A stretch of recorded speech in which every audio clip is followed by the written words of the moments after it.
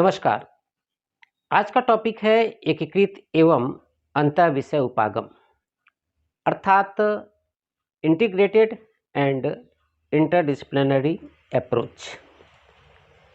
शिक्षा के महत्व को समझते हुए भारत के संविधान के अनुच्छेद 51 क 6 में स्पष्ट किया गया है कि पर्यावरण शिक्षा को प्रत्येक स्तर पर लागू किया जाना जरूरी है।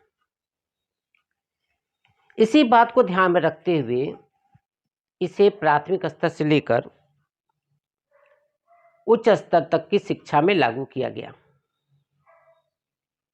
हमारे संविधान में पर्यावरण शिक्षा के महत्व का उल्लेख करते हुए कहा गया है कि भारत के प्रत्येक नागरिक का कर्तव्य होगा कि वह प्राकृतिक पर्यावरण, जिसके अंतर्गत वन, झील, नदी और अन्य वन्य जीव हैं, की रक्षा करें, साथ ही साथ उसका संवर्धन करें और प्राणी मात्र के प्रति दया भाव रखें।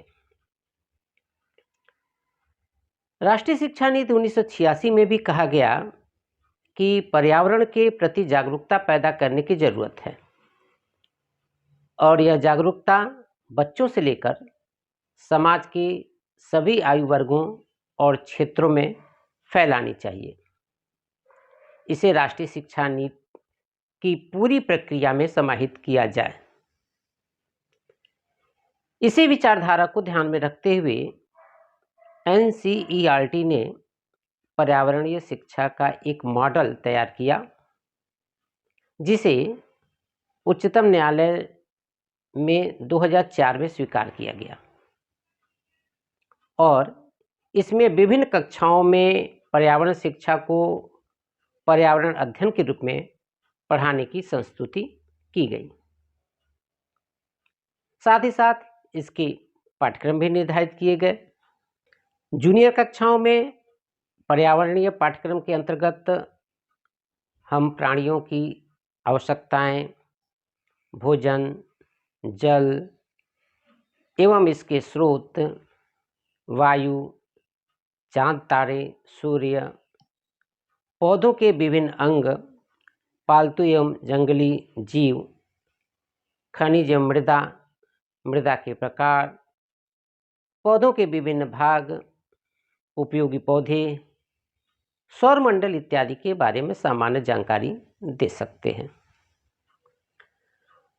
उच्च कक्षाओं में पानी के विभिन्न रूप, जल एवं प्रबंधन, जंगल हमारी जीवन रेखा, अजैविक संसाधन, भूमि जल एवं उसका संरक्षण, अपघटक, मानव संसाधन, भूमि की उर्वरता को बढ़ाने में सहयोग, पेड़ पौधे, जीव जंतुओं का संरक्षण, वनों का विनाश, कारण एवं निवारण, सूखे का कारण, मरुस्थलीकरण, बायोस्फीयर रिजर्व, राष्ट्रीय उद्यान, पारिस्थितिकी तंत्र, पर्यावरण, सफाई, प्राकृतिक संसाधन, जैव रासायनिक चक्र, जिसमें नाइट्रोजन चक्र है, कार्बन चक्र है, जल चक्र इत्यादि, पर्यावरणीय समस्याएं, हरितगृह प्रभाव, ओजोन परत विघटन, प्राकृतिक वनस्पतियां,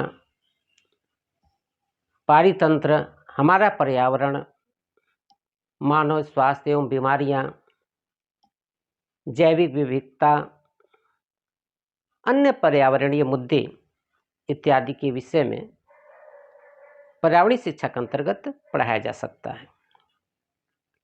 इससे अपने पर्यावरण की सुरक्षा और संरक्षण के प्रति विद्यार्थी प्रेरित हो सकते हैं। अब हम बात कर लेते हैं एकीकृत एवं अंतर विषय उपागम की, अर्थात इंटीग्रेटेड एंड इंटरडिसिप्लिनरी अप्रोच की। एकीकृत उपागम विद्यालय पाठ्यक्रम में पर्यावरण शिक्षा का एकीकृत उपागम एक ऐसा उपागम है जिसमें एक विषय या क्षेत्र की विषय वस्तु को दूसरे क्षेत्र या विषय वस्तु से अर्थपूर्ण रूप से संबंधित कर दिया जाता है, जिससे अधिगम प्रभावी होता है। इस उपागम के अंतर्गत विभिन्न उपकरणों या प्रसंगों के में क्षैतिज संबंधों यानी हॉरिजॉन्टल रिलेशंस पर बल दिया जाता है। वर्टिकल रिलेशन यानी कि ऊर्ध्वाधर संबंधों के लिए पाठ्यचर्या के तत्वों को उचित क्रम में रखना जरूरी होता है। पर्यावरणीय शिक्षा के लिए मुख्यतः दो प्रकार की व्यवस्थाएं हैं। पहला, या तो इसे स्वतंत्र विषय के रूप में यानी कि एनवायरमेंटल एजुकेशन को स्वतंत्र विषय के रूप में पढ़ाया जाए, जिसे आप इस चित्र द्वारा समझ सकते हैं। इसमें हर विषय को स्वतंत्र विषय के रूप में पढ़ाने की वकालत की गई है। अथवा विभिन्न विषयों को पर्यावरण शिक्षा के सामंजस्य से पढ़ाया जाए।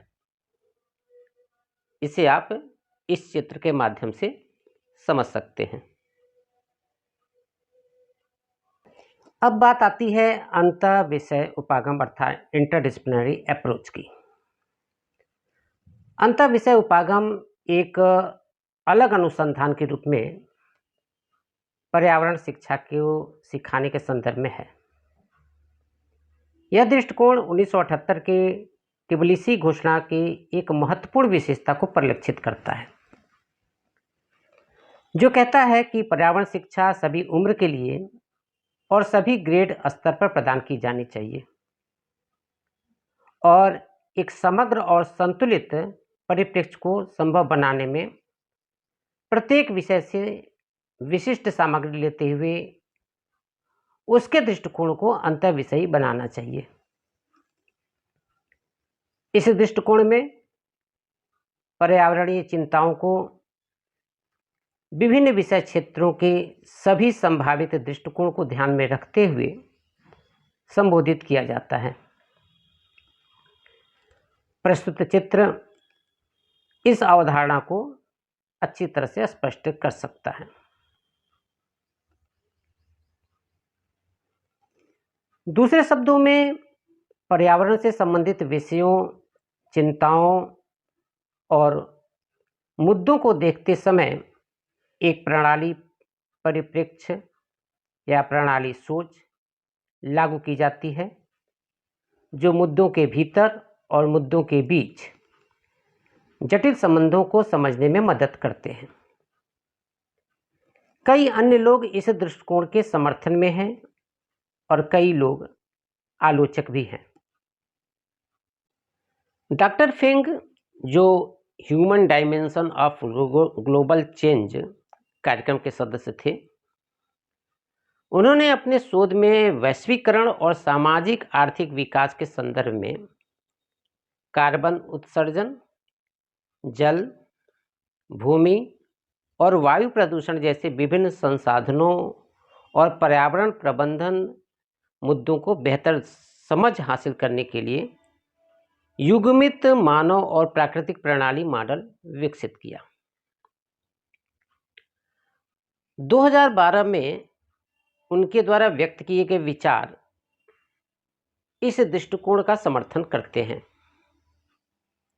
उनका कहना है कि यह अंतःविषयी दृष्टिकोण शिक्षार्थियों को अलग अलग अनुशासनात्मक क्षेत्रों के बीच लिंक बनाने के लिए सक्षम या सक्षमता विकसित करता है, यानी कि विद्यार्थियों को सक्षम बनाता है। वे अवधारणाओं का एक समग्र परिप्रेक्ष्य प्राप्त करने में सक्षम होते हैं और इसलिए अधिक सार्थक और दिलचस्प तरीके से सीखते हैं। इसके बदले यह शिक्षार्थियों को दुनिया की जटिलताओं को बेहतर समझने में सक्षम बनाता है। यह विद्यालयी शिक्षा के निचले स्तर के विद्यार्थियों के लिए विशेष रूप से महत्वपूर्ण होता है, जहां उन्हें विभिन्न अनुशासनात्मक क्षेत्रों में विभिन्न अवधारणाओं के बीच संबंध स्थापित करना मुश्किल होता है। अंतःविषय दृष्टिकोण इस तरह के अंतराल को दूर करने में मदद करता है। उदाहरण के लिए विभिन्न अनुशासनात्मक क्षेत्रों में पानी से संबंधित अवधारणाओं का अध्ययन किया जा सकता है। जल, स्टोमेटा और वाष्पीकरण, संघनन, अवक्षेपण, वर्षा, जलचक्र और वर्षा जल संचयन हमेशा विज्ञान पाठ्यक्रम का हिस्सा बना रहेगा। जल स्तर, पानी, वर्षा के स्रोत, वर्षा जल और अन्य बातों का अध्ययन शायद भूगोल में किया जाएगा। एक समाज में जल संकट और पानी से संबंधित अधिनियम तथा कानून एक अन्य विषय के अंतर्गत आते हैं। यह सामाजिक अध्ययन का विषय हो सकता है। जब तक इन अवधारणाओं को एकजुट नहीं किया जाता, तब तक सीखना कभी सार्थक नहीं होगा। एक अंतः विषय दृष्टिकोण निश्चित रूप से समग्र रूप से अवधारणाओं को पेश करने में मदद करता है। अध्यापन शिक्षण के लिए जो कुछ भी अंतः विषय मॉडल अपनाया गया हो, उद्देश्य यह है कि एक प्रणालीबद्ध तार्किक सोच विकसित की जाए जो संदर्भों, जुड़ावों को देखने और एकीकृत दृष्टिकोण को विकसित करने पर जोर देती है। प्रणालीबद्ध सोच एक शिक्षार्थी को उन्हें उसके भागों में विघटित किए बिना घटनाओं की पूरी तस्वीर बनाने में सक्षम बनाता है। इस तरह के सोच को वैध ज्ञान और सार्थक समझ के रूप में व्यक्त किया जाता है। यह शिक्षार्थी को अपना ध्यान चीज़ों से प्रक्रियाओं के लिए, स्थिर अवस्था से गतिशीलता के लिए, विश्लेषण से संश्लेषण के लिए, विस्तार से पैटर्न के लिए और हिस्सों को पूर्णत्व में बदलाव के लिए या पूर्णत्व में बदलाव करने की दृष्टि से मदद करता है। एक सामान्य राय यह भी व्यक्त की गई कि प्रणालीगत सोच एक व्यक्ति से एक वैश्विक स्तर पर हमारे आसपास की दुनिया के सभी पहलुओं की जटिल परस्पर प्रकृति को पहचानने के माध्यम से समग्र दृष्टिकोण प्रस्तुत करती है। यद्यपि अंतःविषय दृष्टिकोण आदर्श और वांछनीय तो हैं, किंतु इसे हासिल करना इतना आसान नहीं है जितना लगता है, या यूँ कहें कि व्यावहारिक रूप में वह इम्प्लीमेंट नहीं किया जा सकता।